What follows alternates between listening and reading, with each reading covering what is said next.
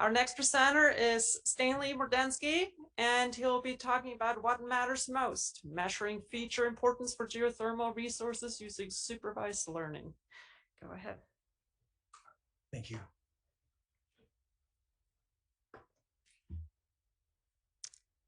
Hi, what matters most, measuring feature importance for geothermal resources using supervised learning. I'm part of the USGS machine learning task, and we're pretty much gearing up to complete the next USGS geothermal resource assessment sometime in the next year or two. I'm trying to get the laser pointer working here. There we go. Okay. So we're starting with what has been done. Back in 2008, the USGS completed its most recent geothermal resource assessment. This was completed by Williams and D'Angelo. This assessment relied upon expert decisions or knowledge-based decisions. What we're doing is we're attempting to develop machine learning tools that can be used to produce a data-driven geothermal resource assessment sometime in the immediate future. To that end, we're trying to measure how to compare whatever we end up producing to what's been done in the past. And that's not necessarily easy because what's been produced in the past doesn't necessarily use the same predictions as we'll be developing from machine learning approaches. Additionally, we want to measure what features are most important. If we play around saying, okay, let's add this gravity map, let's check out this heat flow map, do those additional features improve the predictability or the predictiveness of the model? So to that end, we're using the same data as the 2008 geothermal resource assessment. So let's take a second to talk about it.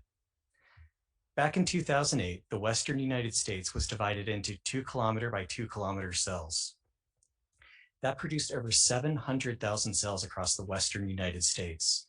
Most of those cells received the label as unknown or unlabeled, whereas 278 of those 2K by 2K cells had the distinction of hosting a hydrothermal system. I refer to those as known positives. 5 input feature sets were used: heat flow, distance to a fault, distance to a magma body, seismic event density, and stress. These 5 input features were used with logistic regression and weight of evidence. However, their application was not so straightforward, so let me jump in to talk about how the input data were treated back in 2008. Specifically, these input data, which existed in continuous forms such as heat flow from, say, from 35 to 110 milliwatts per square meter. Although this data was continuous, due to the tools available at the time, these data had to be binned. And that's exactly what they did. Heat flow was categorized into 8 separate categories. The thresholds used, however, were left to the discretion of the user or the experts. So the question then becomes, how did the binning influence the predictions from these models? What kind of bias did they impart? To answer this, we turn to machine learning. And we don't just use one machine learning approach, we use several. Really, we use 7. And these 7 are a product of different algorithms and different train test split strategies. We use different algorithms to attempt to understand how complexity affects the predictions from these models and their performance. We use 2 different train test strategies to try to deal with the positive unlabeled aspect of the data from 2008. That is, we don't know where negatives are, and without knowing negatives, identifying things like false positives becomes impossible. Machine learning really likes to have knowns going in so that it has knowns to compare against from the predictions produced. So very briefly, covering these different algorithms, we start with logistic regression. It's simple, it's fast, it's a baseline. It's also linear. We also use XGBoost, which was released in 2016. For simplicity's sake, understand that XGBoost is a decision tree-based approach, but you can find greater detail in Chen and Gustrin 2016, as well as a Stanford paper that we published earlier this year. And we're working on a geothermics paper that covers XGBoost and support vector machines in ANN in greater detail, if you so wish. The next approach is a support vector machine, which is perhaps the quickest synopsis of a support vector machine, is that feature space equal to the number of features being used in the model are projected, and a hyperplane or decision boundary of some kind is drawn between the examples. And lastly, there's an ANN, which we see commonly in geology now. An ANN can have varying degrees of complexity depending upon the layers and hidden nodes, and activation functions. In the context of this seminar, the ANN is the most complex algorithm. All right, the training strategies.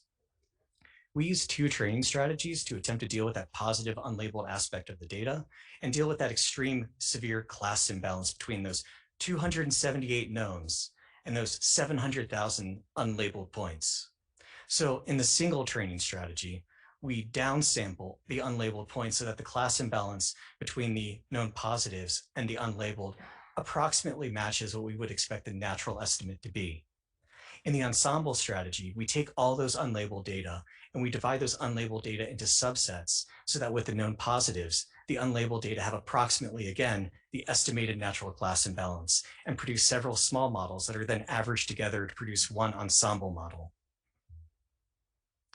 And here we have the favorability maps. Let me begin that each of the different approaches just discussed produce different predictions, different units of prediction. So we have to transform the predictions if we want to compare them. We conduct a normal score transformation, that's a quantile to quantile transformation on all the different approaches' predictions so that the predictions have a mean of 0 and a variance of 1. What this allows us to see initially is that regions that we expect high geothermal favorability generally agree. Yellowstone, the Great Basin, low geothermal favorability being, say, hey, Eastern Montana. But let's take a closer look. If we compare the two forms of logistic regression, on the left, we have the binned logistic regression from 2008, and on the right, we have one form of machine learning logistic regression. We see there's a bit of a difference. On the left, although it might be a bit washed out on this monitor, I apologize, there's greater granularity, there's more contrast per area as compared to that of the machine learning logistic regression, which has a smooth favorability surface. Now, that's a reflection of the binned inputs being used in the 2008 approach, whereas the machine learning approach used continuous inputs, and those continuous inputs are passed through the algorithm as a model with continuous predictions. Okay, so let's replace that machine learning logistic regression with XGBoost, that decision tree-based approach. And with XGBoost, we see something akin to what we have in the binned logistic regression from 2008. We see higher granularity than we did with the machine learning logistic regression. That is, we appear to have data-driven bins with XGBoost like we had bins from 2008. But the bins with XGBoost are data-driven, whereas the bins from 2008 were expert-driven. Okay, so this is all qualitative. Let's take a quantitative look. Here we have crossplots of the 9 different approaches used, the 7 machine learning and the 2 expert-driven approaches. The first thing I want to draw your attention to is that, where's the cursor? Okay, is that here we have a column for the 2008 logistic regression, and we can see the binning in the cell-by-cell comparisons between the different approaches. We can see those striations, those bins. We can also see that in XGBoost. But what I really want to demonstrate or point out is that the root mean square error, the difference in predictions between different approaches, is greatest with the predictions from 2008. Whether it be logistic regression or weight of evidence, these 2 different approaches from 2008 disagree more with any of the machine learning approaches, so much so that the machine learning approaches are more similar to each other than these expert-driven approaches are to the machine learning approaches. What I also want to draw your attention to, whoopsie daisies, is that the artificial neural network is most similar to the machine learning logistic regression, which I was trying to preemptively get to in terms of favorability surfaces. The ANN, the artificial neural network, has a smooth favorability surface, much like that of logistic regression. And that's interesting. We'll touch on that in a minute. But first, I want to jump to feature importance because, well, that's in the title of the talk. Admittedly, this seminar has changed a little bit since I submitted it. So, feature importance. In the interest of time, I'm not going to go into every measure of feature importance. That is, which of the 5 input features are most important. But I'll break down that we use 2 forms of feature importance. One is model agnostic. And this is really completed by shuffling the input data for each model and seeing how much the predictions change. We also have model agnostic measures of feature importance. And model agnostic measures of feature importance work by combining both the structure of the approach or the algorithm with the data to see how the data are used and measure how much influence those data have on the predictions in the model. These measures produce different units of feature importance. So we've min-max normalized them from 0 to 1 to make them comparable. And that's what we have here. We have a plot showing the 9 different approaches on the left y-axis per feature on the y-axis or on the right y-axis. Each approach is color-coded, so that red corresponds to, say, single logistic regression, and we have lines connecting the different approaches to try to draw your eye. Because there's a lot going on here, I really just want to focus on the overall shape that we see. The general takeaway is that the most important features are heat flow and distance to faults. The least important features are seismic event density and stress. However, there's an exception to this general observation, and that's with the ensemble support vector machine. Specifically, ensemble support vector machine has seismic event density as the most important feature, and that's unusual because the other features really don't rank seismic event density as being terribly high. So let's take a look at the favorability surfaces to try to understand what's going on. With the SVMs, we see that there's an unusual correlation between seismic event density and negative predictions of favorability, such as down here in California, where we see these low favorability striations around the San Andreas Fault. We don't see that in the other prediction or the other approaches predictions. Okay, why? Let's turn to evaluating model performance to try to tease out an answer. Here we have the F1 score for the 7 different machine learning approaches. On the left, we have single logistic regression, and on the right, we have the artificial neural network, and we pretty much move from left to right, increasing complexity of the different approaches. And as we increase complexity, we decrease the performance of these different approaches up to the ANN. In the case of ensemble logistic regression, it performs the slowest and the lowest. And what this is telling us is that the models become increasingly underfit with these geodata as we increase the complexity of the model. We don't have enough data to properly train models. Now, what's happening with the ANN? Well, in some cases, it appears to operate as well as logistic regression, and we saw that on the previous favorability surfaces. But in some cases, the train test splits are not opportune enough to provide a representative train test split or representation of the Western United States. Consequently, these models perform poorly. That said, there are some shortcomings with using an F1 score. An F1 score is dependent upon knowing false positives, and we don't know those with positive unlabeled data. So the question becomes, can we do better than the F1 score? And we can. In addition to that, we can find a way to evaluate these approaches so that we can also include an evaluation of the approaches from 2008. And that's what we do here. With the normal score transform predictions from all the 9 different approaches, we can take the unknowns and put them aside. The unknowns being so many, 700,000 plus, they effectively have a mean of 0 and a variance of 1, even after we have removed the known positives. The known positives from each approach, however, don't necessarily keep a mean of 0 or a variance of 1. They're going to be different.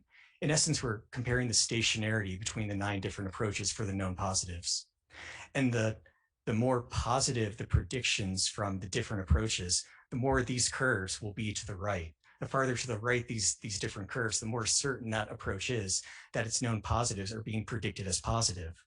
And what we find is that single XGBoost, our simplest nonlinear approach, performs the best, outperforming the other machine learning models and the expert-driven models from 2008. And that's certainly interesting because, well, that ties in with the whole message we're learning from the F1 score with decreasing performance as we increase complexity. But there's also the concept of the nonlinearity mattering. Geothermal systems they're unicorns in a geological context. You have to have Goldilocks conditions to have a geothermal system be present. You need a certain range of permeability, heat, and stress.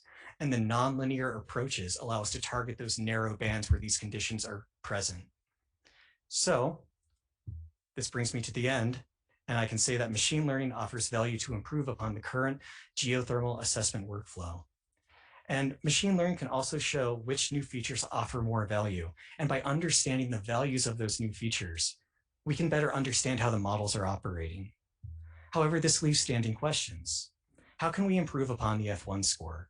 At the moment, our F1, or what we propose to replace the F1 score, only considers known positives. It would be fantastic if we could somehow incorporate at least some of the unlabeled data into that assessment. And I'll leave with, can the structure of a machine learning algorithm simply be inappropriate for some questions in natural science? This ties back to geoscience does not have as much data as big science fields. Specifically, we need more data if we want to use more complex approaches. Thank you.